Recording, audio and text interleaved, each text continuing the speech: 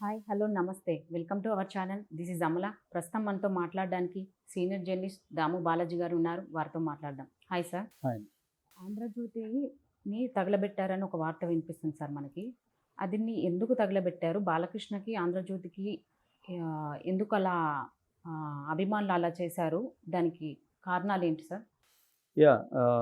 మొన్న కావలిలో కావలిలో ట్రంక్ రోడ్‌లో బాలకృష్ణ అభిమానులు 21వ తేదీన ఆంధ్రజ్యోతి పత్రికల ప్రతుల్ని తగలబెట్టి ఆంధ్రజ్యోతికి వ్యతిరేకంగా, ఆంధ్రజ్యోతి ఎండీ రాధాకృష్ణకి వ్యతిరేకంగా నినాదాలు చేశారు. సో, దానికి ప్రధాన కారణం ఏందంటే, అంతకుముందు యువగళం నవశకం పేరుతో లోకేష్ పాదయాత్ర ముగింపు సందర్భంగా భోగాపురం మండలం, విజయనగరం జిల్లా భోగాపురం మండలం పోలిపల్లిలో ఒక సభ జరిపారు. ఆ సందర్భంగా బాలకృష్ణ కూడా అక్కడ మాట్లాడాడు. అయితే అందరి స్పీచ్‌ల్ని, అందరి ఫోటోలనేసి అందరి స్పీచ్‌ల్ని కవర్ చేసిన ఆంధ్రజ్యోతి బాలకృష్ణ అది కవర్ చేయలేదు. సో, బాలకృష్ణ ఫోటో వేయలేదు, బాలకృష్ణ అది కవర్ చేయలేదు. దానికోసం కోపం వచ్చింది వాళ్ళకి, బాలకృష్ణ అభిమానులకి. దాంతో వాళ్ళు తగులుబెట్టారు. అయితే బాలకృష్ణ అది ఆంధ్రజ్యోతి ఎందుకు వేయలేదు? ఒకవేళ ఇది తగలబెట్టిన తర్వాత కూడా ఇటు బాలకృష్ణ నుంచి స్టేట్మెంట్ లేదు, ఇటు ఆంధ్రజ్యోతి నుంచి కూడా ఎటువంటి స్టేట్మెంట్ కానీ ఏమీ లేదు. దీన్ని సాక్షి వాడే బాగా కవర్ చేసుకుంటూ వచ్చాడు. ఎందుకంటే సాక్షికి ఇది ఆనందకరమైన విషయం. ఎందుకంటే ఆంధ్రజ్యోతి క్లియర్‌గా తెలుగుదేశం వైపు ఉంటుంది. సో, బాలకృష్ణ కూడా తెలుగుదేశంలో భాగం. సో, బాలకృష్ణకి ఆంధ్రజ్యోతికి మధ్య గొడవ ఉంటే అది సాక్షికి ఉపయోగం. ఎందుకంటే వైసీపీ వాళ్ళు తొలి నుంచి కూడా చెప్పే అంశం ఏందంటే, నందమూరి తెలుగుదేశం అనేది నందమూరి ఫ్యామిలీ పెట్టిన, రామారావు గారు పెట్టిన పార్టీ.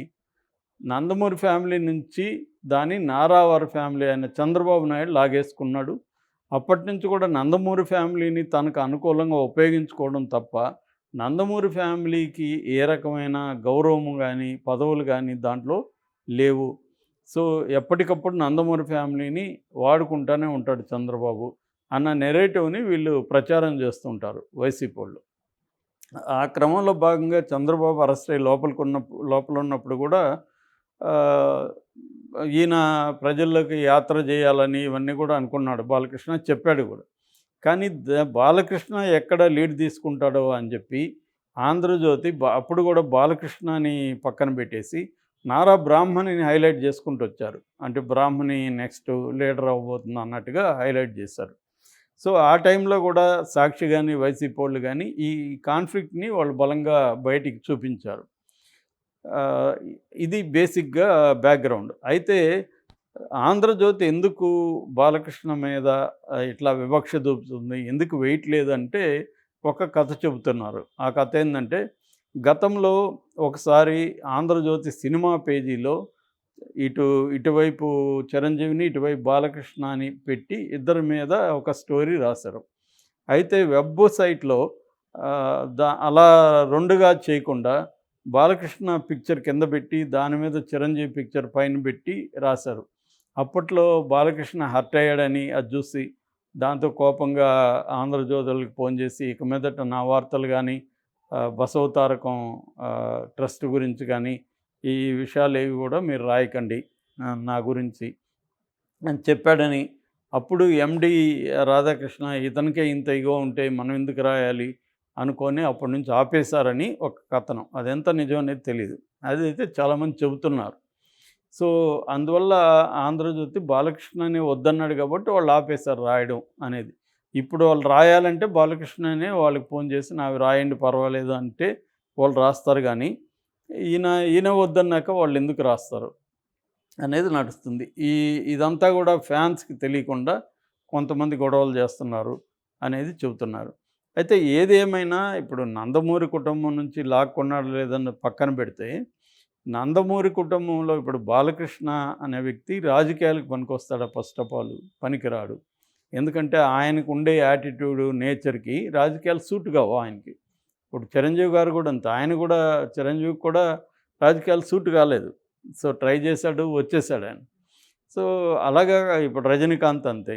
వీళ్ళకందరికీ ఏందంటే వీళ్ళ సినిమా రంగంలో వీళ్ళు సూపర్ స్టార్లు కావచ్చు, కానీ రాజకీయాలకు వచ్చేసరికి దానికి ఒక డిఫరెంట్ యాటిట్యూడ్ కావాలి రాజకీయాల్లో.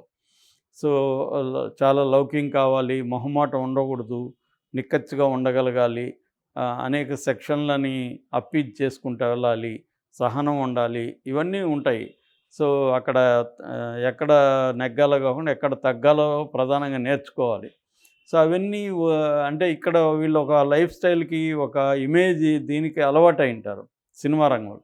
ప్రతి ఒక్కరు వీళ్ళని సూపర్ హీరోలాగా చూస్తుంటారు. అక్కడ పోతే ఎవడు పట్టించుకోడు ఒక్కోసారి. చిరంజీవి అవన్నీ ఫేస్ చేశాడక్కడ.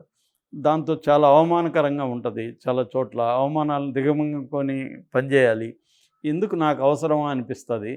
సో, అట్లాగే క్రౌడ్‌ని అప్పీల్ చేసుకుంటూ రావాలి.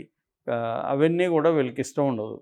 సో, అందువల్ల కొంతమంది యాటిట్యూడ్‌లకి సరిపోవు. సో, బాలకృష్ణ యాటిట్యూడ్ కూడా రాజకీయాలు సరిపోవు. అయినప్పటికీ ఆయన చంద్రబాబు కూడా ఆయన్ను హిందూపురంలో ఎమ్మెల్యేగా చేశాడు. తనని ప్రతి మహానాడు కావచ్చు, ఏదైనా ముఖ్యమైన తెలుగుదేశం పార్టీ కార్యక్రమాల్లో ఆయన్ని కూడా ఇన్వాల్వ్ చేస్తున్నారు. మొన్న కూడా యువకాలంలో కూడా ఆయన్ని ప్రధానంగా ప్రవేశపెట్టారు. సో, అలాగా ఆయనకి ఇవ్వాల్సిన ఇంపార్టెన్స్ ఇస్తున్నారు చంద్రబాబు. రెండోది ఆయన కూతుర్నే కదా కొడుకు పెళ్లి చేసుకున్నాడు. అంటే నందమూరి కుటుంబానికి తన అవసరం మేరకు ఆయన హెల్ప్ చేస్తున్నారు. హెల్ప్ చేయకపోతే నందమూరి కుటుంబం అంతా కూడా ఏమన్నా తెలివి తక్కువ వాళ్ళ ఆయనతో ఎందుకు ట్రావెల్ చేస్తుంటారు? వాళ్ళకి కూడా బ్రెయిన్స్ ఉన్నాయి కదా! వీళ్ళకి చెప్పి విమర్శకులకు ఉండే బ్రెయిన్స్ వాళ్ళకి లేవా? అంటే ఎవరి పొటెన్షియల్‌ని బట్టి వాళ్ళని ఆయన చంద్రబాబు ఉపయోగించుకుంటున్నాడు. అట్లాగే వాళ్ళకి కూడా ఆయన ఉపయోగపడుతూ ఉన్నాడు. అది మ్యూచువల్ అండర్‌స్టాండింగ్ మీద నడుస్తూ ఉంటది ఆ ఫ్యామిలీ అనేది. కానీ ఇక్కడ వైసీపీ ఏందంటే ఈ నందమూరి వర్సెస్ నారా గొడవ క్రియేట్ చేయడానికి ట్రై చేస్తూ ఉంటది. అంటే కనీసం నందమూరి కుటుంబంలో ఉండే ఫ్యాన్స్ తెలుగుదేశానికి గట్టిగా పనిచేయకుండా చూస్తే కొంతవరకు బెటర్ కదా అనేది వైసీపీకి ఉండే ఆలోచన. దాని వ్యూహం అది. అది అది కేవలం బాలకృష్ణ ఫ్యాన్స్‌లోనే కాకుండా ఈవెన్ జనసేనకు సంబంధించి పవన్ కళ్యాణ్ ఫ్యాన్స్‌ని కూడా అది ఏదో ఒక రకంగా రెచ్చగొడుతూ ఉంటది. ఇది పవన్ కళ్యాణ్ సీఎం అయ్యేది లేదు, ఏమి లేదు. మీ ఓట్లంతా తీసుకెళ్ళి, మిమ్మల్నంతా తీసుకెళ్ళి తెలుగుదేశానికి అమ్మేస్తున్నాడు పవన్ కళ్యాణ్. ఈ నెరేటివ్‌ని ఎందుకు ప్రవేశపెడుతుందంటే పవన్ కళ్యాణ్ మీద ప్రేమతో కాదు. ఆ కూటమిని వీలైనంత డిస్టర్బ్ చేయాలి. సో, జనసేన ఓట్లంతా తెలుగుదేశం వైపు వెళ్లకుండా చూడాలి. వాళ్ళిద్దరి మధ్య గొడవలు పెట్టాలి అనేది వైసీపీ ప్లాన్. రాజకీయాల్లో దేన్ని మనం తప్పుపట్టే పరిస్థితి ఇవాళ లేదు. అన్నీ తప్పులే అనుకుంటే. ఎందుకంటే ఎవరికి వాళ్ళ వాల్యూ బేస్డో లేకపోతే సిద్ధాంత బేస్డో అనేవి లేవు రాజకీయాలు. గెలుపు అనేదే ఇంపార్టెంట్. మనం గెలుస్తామా లేదా, మనకు పదవి ఉంటుందా లేదా అనేది క్రైటీరియా తప్ప ఏ పార్టీకి కూడా ఇవాళ స్ట్రిక్ట్‌గా చెప్పాలంటే ఏ పార్టీకి కూడా సిద్ధాంతాలు కానీ, విలువలు కానీ లేవు. అందరికి కూడా గెలుపే కావాలి. ఆ గెలుపుకి ఏ మార్గమైనా ఒకటే. ఇంతకుముందు ఏందంటే గాంధీ మెథడు లక్ష్యం బాగుంటే సరిపోదు.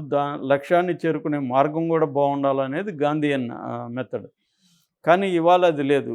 లక్ష్యం చేరుకోవాలంటే ఏ మార్గమైనా పర్వాలేదు. సో, మార్గం బాగుండాలనేది ఏం లేదు. లక్ష్యమే బాగున్నప్పుడు మార్గం బాగుండాలని ఎందుకు అనుకోవాలి అనేది ఇవాళ ఉన్న కాంటెక్స్ట్ అనమాట. సో, ఈ కాంటెక్స్ట్‌లో ఏ ఆయుధం ఉపయోగపడితే ఆ ఆయుధంతో ఫైట్ చేస్తూ ఉంటారు. ప్రతిపక్షాలు కావచ్చు, అధికార పక్షం కావచ్చు. కాబట్టి ఇక్కడ ఈ ఓవరాల్ కాంటెక్స్‌లో చూసుకున్నప్పుడు నిజానికి బాలకృష్ణకి, ఆంధ్రజ్యోతికి మధ్య గొడవ ఏం లేదు. ఏదో ఒక చిన్న విషయంలో పట్టింపు ఉండొచ్చు. అంత మాత్రాన వాళ్ళు కవరేజ్ చేయట్లేదా అంటే చాలా విషయాల్లో కవర్ చేస్తున్నారు. చేయలేదని కాదు. మరి ఇప్పుడు ఈ విషయంలో ఎందుకు చేయలేదనే దానికి వాళ్ళేం సమాధానం ఇవ్వలేదు. అందుకని ఈ స్టోరీ బయటకొచ్చింది. ఇది ఎంత నిజమనేది తెలీదు కానీ బాలకృష్ణ గతంలో చెప్పాడని చెప్తున్నారు. అయితే దీనికి సంబంధించి వాళ్ళైతే రియాక్ట్ అవ్వలేదు. ఇటు ఆంధ్రజ్యోతి వాళ్ళు అవ్వలేదు. ఇటు బాలకృష్ణ కూడా దీని మీద అభిమానులకు ఏదన్నా చెప్పడం కానీ ఏమీ చేయలేదు. ఇది మొత్తంగా రాష్ట్ర వ్యాప్తంగా కూడా జరగలేదు. అక్కడ ఒక సంఘటన మాత్రమే జరిగింది. కాబట్టి దీన్ని మనం ఓవర్ జనరలైజ్ కూడా చేయలేము. ఏదేమైనా ఆంధ్రజ్యోతి ఖచ్చితంగా తెలుగుదేశానికి సపోర్ట్ చేస్తున్న పత్రిక.